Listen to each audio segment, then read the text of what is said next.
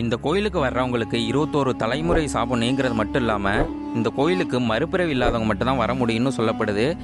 இந்த சுவாமியை பார்க்கணும் அப்படின்னா பூர்வ ஜென்மாவில புண்ணியம் பண்ணாதான் வரலாம். இறைவி இருக்கிற யாரும் இங்கே வர முடியாது.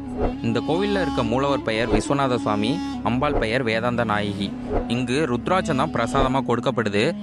பூமியில எது வேணாலும் இந்த ருத்ராட்சத்தை கேட்டுட்டு ஜெபம் பண்ணலாம்.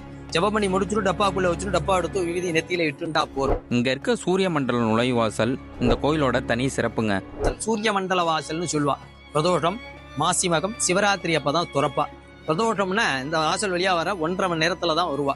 சாயரைச்சு 6 to 7:30 தான் துறப்பா. இப்ப யார் வந்தாலும் 21 தலைமுறை பித்ரு சாபம் போகும். மாசி மகத்தன்னைக்கு வந்தா 21 தலைமுறை செல்வந்தரா வாழக்கூடிய பாக்கியம் கிடைக்கும். மகா சிவராத்திரி புண்ணிய காலத்துல வந்தா 16 செல்வங்களோட வாழக்கூடிய பாக்கியம் கிடைக்கும்.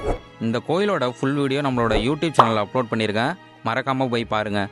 இதே மாதிரி கோவில் தகவல் தெரிஞ்சுக்க நம்ம சேனலை ஃபாலோ பண்ணுங்கள்.